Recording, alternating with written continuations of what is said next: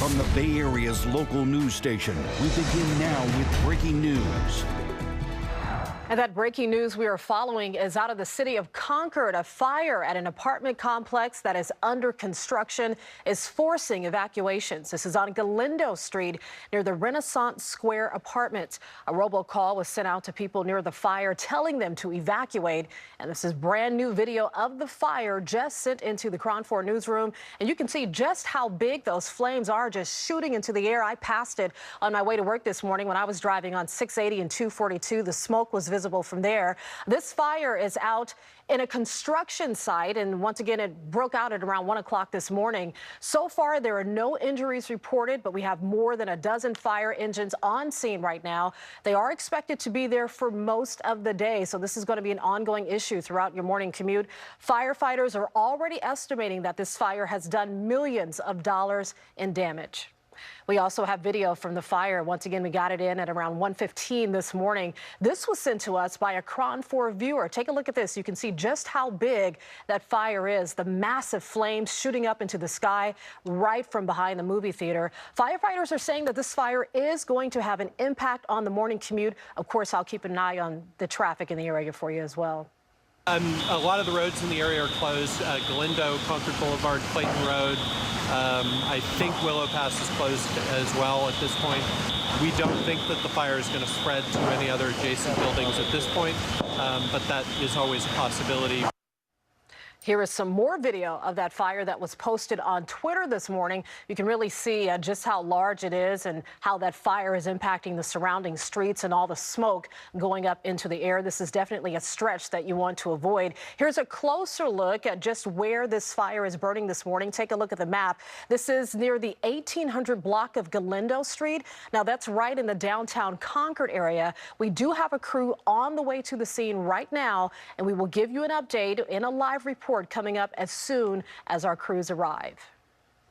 Let's take a look at a map of the evacuation area. Now, this stretches from Willow Pass Road to Concord Boulevard and all the way over to Galindo Street, and from Galindo to Mira Vista Terrace as well. The Renaissance Square Apartments is right in the middle of the evacuation area. So once again, this is a stretch that you should avoid. Now, let's take a look at the Google Street View. This shows you and gives you a better idea of exactly where that fire is burning. Now, on the left in the vacant lot, that's where the fire is burning at a construction site. If you look over to the right-hand side, on the right is the apartment building that's under evacuation. Now, we also have pictures sent to us to the KRON 4 newsroom from viewers in the area early this morning. And remember, if you have pictures or video of breaking news in your area, you can always send those to us using that free KRON 4 mobile app. It's always good to have. You can do this with the push alerts. Make sure you enable those push alerts, and they'll get those pictures right to us, and we'll make sure we share them on air as well. We will be on top of this breaking news all morning on the air and online, and as soon as we get more developments, we'll definitely pass it on. We will send them straight to your phone. All you have to do is download the free KRON 4 mobile app. Good morning, and thanks for joining us on the KRON 4 Morning News. I'm Robin Winston. Once again, we'll have more on that fire coming up in Concord in just a bit. But let's check in on weather and traffic. I'll get to traffic in just a bit. We do have Dave Spar standing by with a look at the forecast. A little cooler this morning, Robin, is what we got going on. And also I'll check into some of those winds, too, to give you a general idea what we're looking at as well. A little bit of that glazed fog situation, too, at the surface. And we should mention more of the ways some scattered clouds also aloft. Here's the live shot from Alcatraz and the city behind it. There you can see kind of like the lit up glaze that we have. Here's the Bay Bridge off towards the left. We swing things around to the Golden Gate, and we're seeing that typical glaze that we saw from yesterday, although maybe some of the valleys out there in the inland areas experiencing a little bit more of that fog as we start the day. Here is a note of some of the winds, a little bit of a breeze that we have going on. The high is starting to weaken now, and this has allowed some more cloud cover in, a little bit more of an onshore wind trying to take hold. Still going to be plenty warm in those inland areas, and we'll be having that in the 4-zone forecast too. Here's how it looks like being sprayed by, again, some of these scattered clouds. This will clear out a little bit into the afternoon, particularly for those inland areas once the atmosphere gets moving a little bit later on. Temperatures for you now, we're at 55 Hayward, 53 going on for Oakland, San Francisco at 52, 54 for San Jose. How did we fare for yesterday? Well, we're a little cooler in the East Bay side. Peninsula actually a little warm. warmer. Perhaps maybe that cloud cover is helping out, and also up in the North Bay, but still a bit more of a chill that we're dealing with, particularly on the East Bay. So morning fog and mostly sunny by our afternoon. Not as warm going on today on balance. This week is mostly sunny still, but cooling as we progress. Inland highs fall through the 70s. And getting into the weekend, got to mention still that Saturday shower question mark, and mostly sunny as we're cooling to the upper 60s by Saturday. Here's the lineup today. Mostly sunny by 9 a.m. By high noon, we're talking sunny with those 70s returning. And again, we're looking for potentially reaching maybe upper 70s for the inland valleys. Well, more details coming up in a bit. Right now, Robin's going to check into that traffic detail. Robin. Starting off with a ride into San Francisco. Looks pretty good for now, leading up to the Bay Bridge Toll Plaza. 80 west, nice and smooth, with no major issues here from Oakland to San Francisco. 7 minutes, very quick to make your way over to Fremont Street. What about 92? You're right across the San Mateo Bridge. Still light, smooth, at the limit, hotspot free. We're off to a great start, a quiet start. 12 minutes for this connection. Richmond Santa Fe Bridge looking good too. 8 minutes, right on time to make your way from the tolls out to Highway 101. Checking in on Traffic Tracker, no reports of any major issues. Just keep in mind, if you're coming from Highway 4, 242, 680 through Concord, we just told you about our breaking news, a fire that's burning in downtown Concord. So you should stay away from city streets like Galindo, Willow Pass, Concord Boulevard, Clayton Road, all shut down right now as crews respond to the fire. It is visible from the freeway, but not impacting traffic on the freeway right now. 680 looks great, Dublin to Fremont. No reports of any major issues for the Nimitz. And then 101 leaving San Jose, a smooth ride so far. A quick 29-minute trip from 85 to 84 in Menlo Park. Well, 2 people are behind bars after it appears they were trying to sell a teenage girl for sex in San Bruno. Early Sunday morning, police responded to the area of East Huntington Avenue and Herman Street. There, a young girl told police she was trying to get away from someone. Now, police determined that the girl was a victim of human trafficking. Police then arrested a man and a woman from Sacramento sitting in a nearby car. Neighbors we spoke to are shocked to learn what happened in their quiet neighborhood. I mean, it's just disgusting, you know, to take someone's life and turn it into your profit. It's horrible. So scary. Yeah, I'm surprised because this area is so quiet. The suspects are 26-year-old Teroy Lakeith and 27-year-old Aisha Pearl Marie. The 2 were booked into the San Mateo County Jail on human trafficking and conspiracy.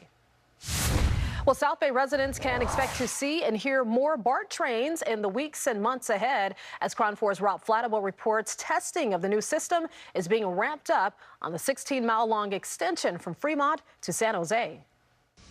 New BART stations here at Berryessa and in Milpitas are all but complete.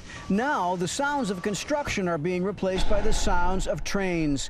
From now on, 2 3-car trains like this one will be making practice runs as VTA puts the new system to the test. We are basically testing every single communication, trackway, every inch of this system has to be tested so we know that it's safe and reliable. The testing began back in October when a couple of runs were made each day. Going forward, the trial runs get more complex as the all-new tracks, signals, and other infrastructure are put through a series of more rigorous tests. And when that's done, BART will take over and conduct yet another round of tests. Once they take it over, it will be operating from their operations control center. So that's the big difference here. We have not migrated to that point yet.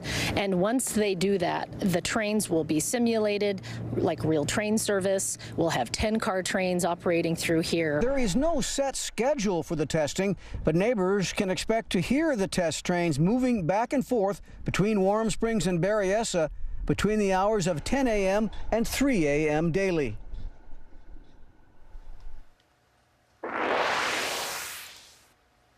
Well, Mayor Mark Farrell says that he's hiring 10 workers to clean up needles that are littering the streets.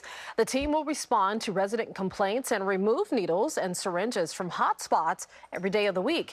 He says discarded syringes on the streets are among the top litter complaints in the city with a growing homeless problem. Yeah, look, the needles on our street and the syringes that residents see every single day, plain and simply, it's become a crisis in our city. It's an epidemic on our streets, which, you know, as someone who's born and raised here in San Francisco, I've never seen it before in my life. Public Health Director Barbara Garcia says the city will provide $750,000 to the AIDS Foundation to hire the new needle cleanup team. She says she expects the workers could start as early as June. About 275,000 needles are collected each month by the Public Health Department and nonprofits who provide syringes and safe disposal. Well, the gunman accused of killing 4 people at a Nashville area Waffle House was arrested Monday after a manhunt. He was booked into Metro Jail Monday night on 4 counts of criminal homicide. The shooting raised questions about Rinking's previous law enforcement encounters and whether his father should be charged for giving him guns when he was barred from possessing them. Omar Jimenez has the latest. If you transfer weapons knowingly to a person, that is prohibited, so that could potentially be a violation of federal law. A man that allegedly opened fire in a Nashville area Waffle House was still armed when authorities caught up with him. Nearly 36 hours after he allegedly killed 4 and wounded several others, the 29-year-old was tracked to a wooded area outside his home. A tip from the community is what led to the arrest today, and their being vigilant was really an important part of what happened today. And while the community can begin to breathe a sigh of relief, there are still more questions than answers. One of the biggest, why did the suspect's father give him back the guns that the FBI had seized from him? The suspect had many run-ins with the law over the past several years, including 2 instances in which he had his guns taken away. The first, initiated by his father, and the second, by the FBI, after he tried to scale a White House fence last summer. In that instance, the FBI eventually handed the guns back over to the father, who they believe, in turn, gave them back to the suspect. All federal partners are looking at him for any potential violations of federal firearm laws or obviously the homicide he committed. He could face charges. He potentially could. In Antioch, Tennessee, I'm Omar Jimenez. Still ahead on the KRON 4 Morning News, argument on the president's travel ban will be heard by the U.S. Supreme Court. How one family has been on edge and apart for 2 years. Plus, rent control could be the hot issue on the November ballot, what voters may get a chance to repeal this year. Also coming up after the break, a woman in Union City admits to killing her husband. The reason she told 911 dispatchers she committed the crime. And a live look outside from the San Mateo Bridge. It's getting crowded, but overall a nice commute from Hayward to the peninsula. A complete traffic check after the break.